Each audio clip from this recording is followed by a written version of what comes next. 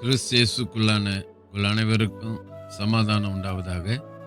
இன்றைய தியானத்திற்காக எடுத்துக்கொள்ளப்பட்ட வேத வசனம் எரேமியா 33:22 பிற்பகுதி. நான் என் தாசனாகிய தாவீதின் சந்ததியையும் எனக்கு ஊழியம் செய்கிற லேவியரையும் வர்த்திக்க பண்ணுவேன் என்று கர்த்தர் சொல்லுகிறார் என்றார். அல்லேலூயா.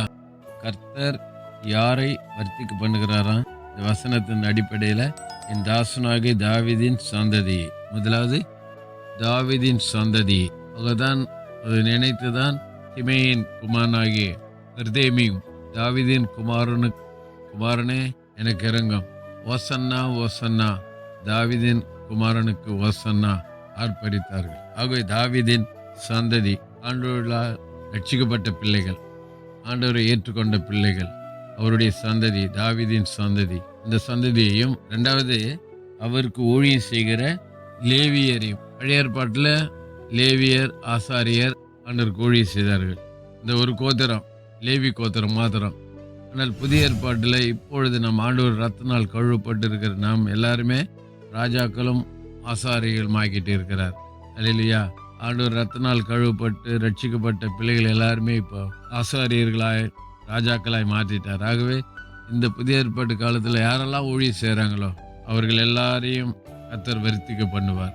ஆகவே ஊழியம் செய்யணும். சபையில் விசுவாசியாக இருக்கக்கூடாது, சீசனாய் மாறணும். சீசனாய் மாறி ஒவ்வொரு நாளும் ஒரு ஆத்மாவுக்கு ஆண்டோடைய நற்செய்தியை அறிவிக்கணும், ஆண்டவரை பற்றி சொல்லணும். ஆகதான் ஆண்டோடைய ஊழியத்தை செய்கிற பிள்ளைகளை அவர் வர்த்திக்க பண்ணுகிறவராக இருக்கிறார். அவருடைய வாழ்க்கையில், குடும்பத்தில், வேலையில் வர்த்திக்க முடியாதபடி இருக்கிற சூழ்நிலை காரணம் ஆண்டவருக்கு நாம் ஊழியம் செய்யாமல் இருக்கிறோம். ஆண்டவருக்கு நாம் ஊழியம் செய்யும்போது அவர் வர்த்திக்க செய்கிறவராக இருக்கிறார்.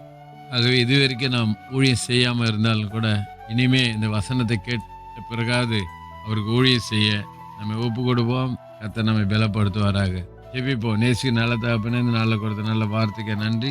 இந்த வார்த்தையை நாங்கள் பிடித்து கொண்டு வாழ, ஊழியம் செய்ய, அது மூலமாக வர்த்திப்பை பெற்றுக்கொள்ள உதவி செய்யும். இயேசுவின் நாமத்தில் ஜெபிக்கிறோம் நல்ல பிதாவே, ஆமென்.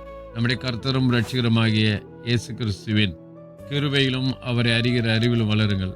அவருக்கு இப்பொழுதும் என்னென்றைக்கு மகிமை உண்டாவதாக. நம்முடைய கர்த்தராகிய இயேசு கிறிஸ்துவின் கிருபை உங்கள் அனைவரோடு கூட இருப்பதாக. ஆமென், ஆமென், ஆமென்.